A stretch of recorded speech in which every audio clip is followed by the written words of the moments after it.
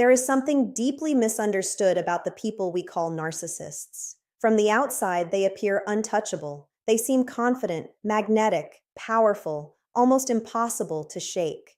They walk into a room as if they own it. They speak as if they cannot be wrong, and they behave as if the emotional weather of everyone around them should revolve around their moods. But behind that carefully constructed image lies a psychological truth that almost no one talks about. And once you understand it, you will never look at narcissistic behavior the same way again. Beneath the confidence is a fragile inner world that cannot survive on its own.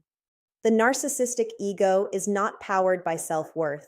It is powered by supply, the constant flow of attention, admiration, fear, guilt, reaction, and emotional energy extracted from the people around them. Without that supply, the illusion collapses. And that single insight is the foundation of everything I am about to share with you. Before we go deeper, if this is the kind of psychological insight you have been searching for, consider subscribing.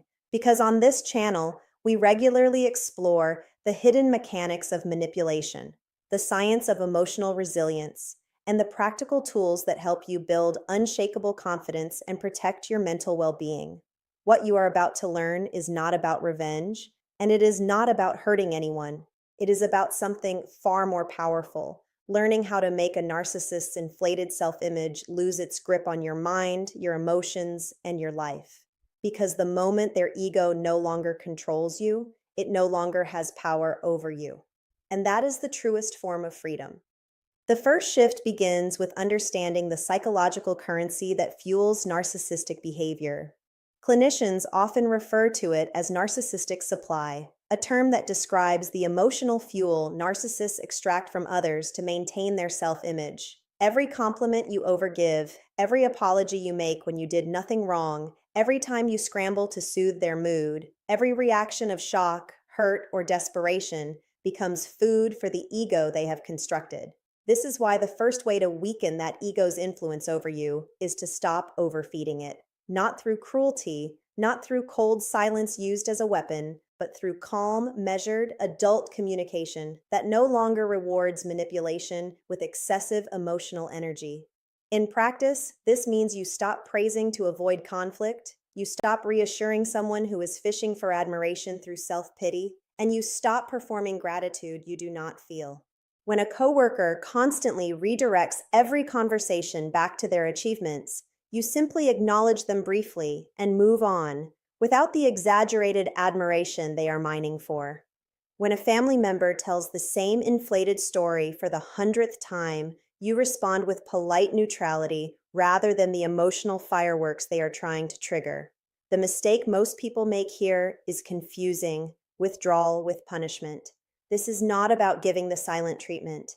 It is about no longer being an emotional vending machine. And the transformation that follows is quiet but profound.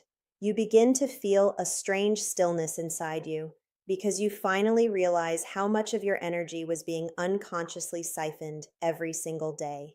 The second strategy takes this even further, and it is where most people struggle the most. It is the practice of consistent emotional boundaries. Boundaries are not walls, and they are not threats, and they are not ultimatums delivered in anger. A boundary is simply a clear statement of what you will and will not participate in, followed by the calm behavior that matches those words. Narcissistic dynamics thrive on inconsistency, because inconsistency creates hope, and hope keeps a person emotionally hooked.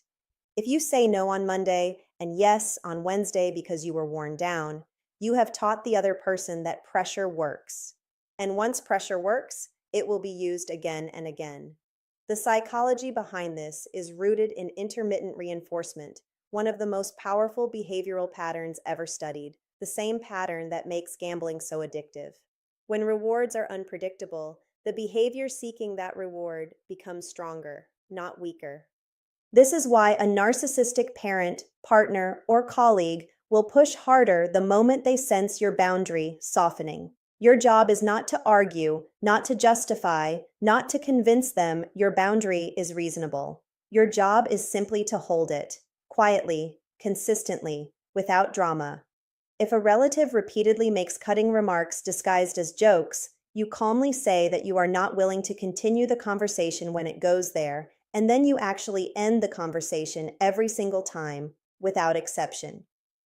The most common mistake is over-explaining because explanation invites debate, and debate is a doorway back into the same dynamic.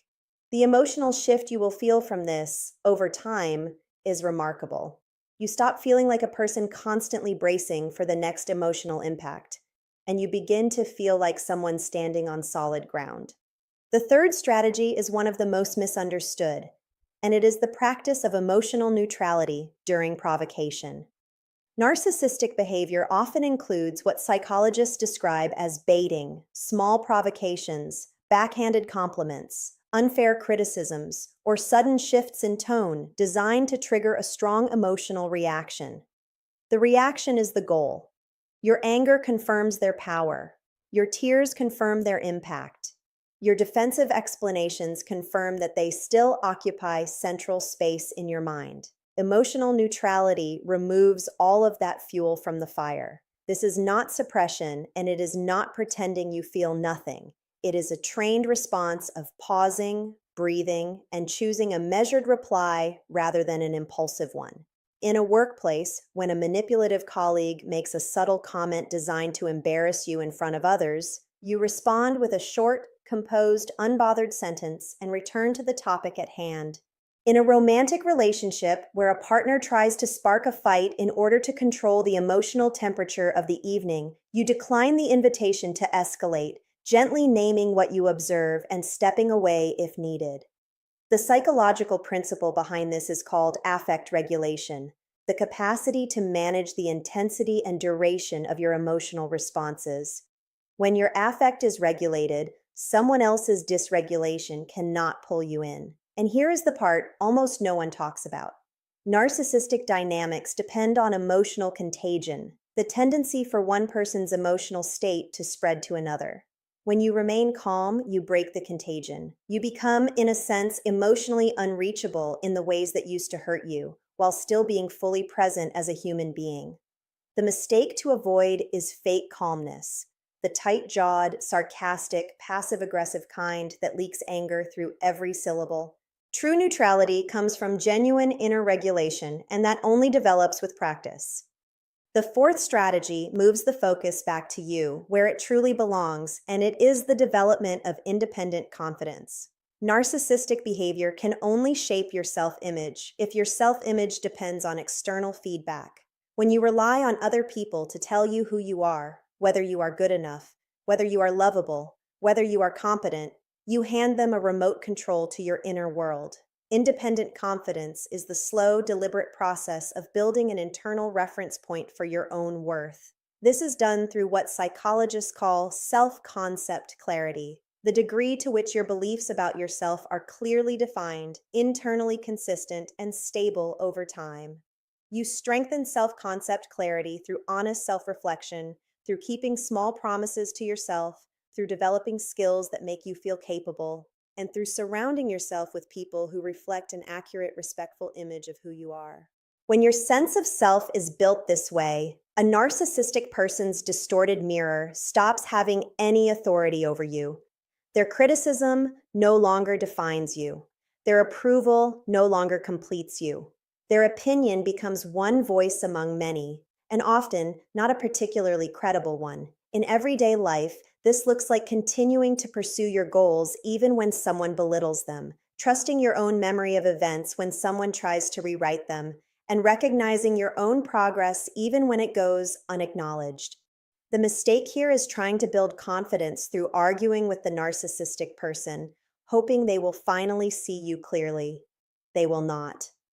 Confidence built on their eventual recognition is a house built on sand. Confidence built on your own honest relationship with yourself is a house built on stone. If any of this is resonating with you, if you are feeling that quiet click of recognition where scattered experiences suddenly make sense, take a moment to subscribe, because the strategies still to come are the ones that most deeply transform how you experience relationships, work, and your own inner life. This channel exists to give you the psychological tools that help you recognize manipulation early, strengthen your emotional resilience, and build the kind of steady, grounded confidence that no one can shake. Now let us continue, because what comes next changes the entire dynamic. The fifth strategy is the ability to recognize manipulation tactics without reacting impulsively. There is a specific psychological power that comes from naming what is happening in real time, even if only silently in your own mind. When you can identify gaslighting as gaslighting, projection as projection, triangulation as triangulation, and love bombing as love bombing, the tactic loses much of its hypnotic effect. Gaslighting is the systematic distortion of your perception of reality. Statements like that never happened. You are too sensitive. You are imagining things designed to make you doubt your own mind. Projection is when someone accuses you of the very behaviors they themselves are engaged in, often with startling intensity. Triangulation is the deliberate insertion of a third person into a two-person dynamic, usually to create jealousy, competition, or confusion. Love bombing is the overwhelming flood of affection, attention, or generosity used early in a relationship to accelerate emotional dependency. When you learn to see these patterns clearly, something shifts in your nervous system. The confusion that used to freeze you begins to lift, because confusion is largely what kept you stuck. Clarity is the antidote. In practice, when a family member tries to rewrite a recent conversation to make you the villain, you no longer spiral into self-doubt. You quietly note what is happening, decline to argue about a reality you clearly remember, and disengage from the loop. When a friend tries to make you jealous by hinting that someone else understands them better than you do, you recognize the pattern rather than performing for it. The mistake most people make at this stage is announcing their new awareness, saying things like, "I know exactly what you are doing," which only invites denial, escalation, and further manipulation. Awareness is most powerful when it is quiet, internal, and consistently applied. The emotional transformation is subtle but life-changing. You stop feeling crazy. You stop questioning your memory.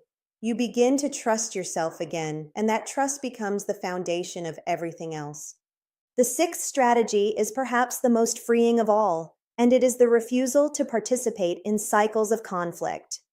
Narcissistic dynamics often follow a recognizable pattern that psychologists describe in the language of idealization, devaluation, and discard, followed by attempts at reconnection, sometimes called hoovering, which pull the other person back into the cycle to begin again. The cycle is exhausting because it is designed to be. Every phase serves a function. Idealization creates hope.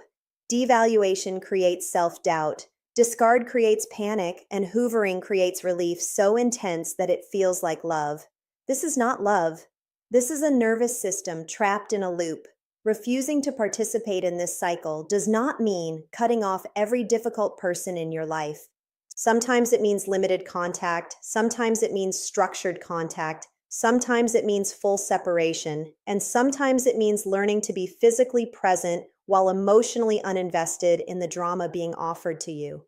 The core principle is that you no longer accept the invitation to ride the roller coaster. When a former partner reaches out after months of silence with sudden warmth, you recognize the hoover rather than mistaking it for growth. When a parent shifts from cruelty to affection within the same afternoon, you no longer chase the affectionate moments hoping they will finally stay. When a colleague swings from praising your work to undermining it, you keep your professional behavior steady rather than adjusting yourself to their fluctuations. The mistake to avoid is believing that closure must come from them. Closure is something you give yourself when you accept the pattern for what it is rather than what you wished it would become. And when this acceptance settles into you, something remarkable happens. The cycles lose their gravitational pull. You stop orbiting someone else's chaos. You return to your own center. When you bring these 6 shifts together, refusing to overfeed the ego, holding consistent boundaries, staying emotionally